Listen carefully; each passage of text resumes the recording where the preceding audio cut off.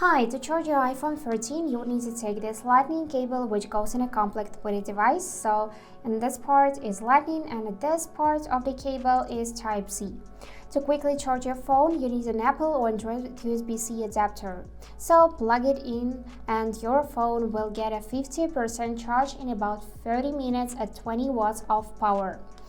But we're gonna use a Type-C port of computer for now. So this lightning I'm gonna plug in the phone and the Type-C, and I'm gonna simply plug in a computer.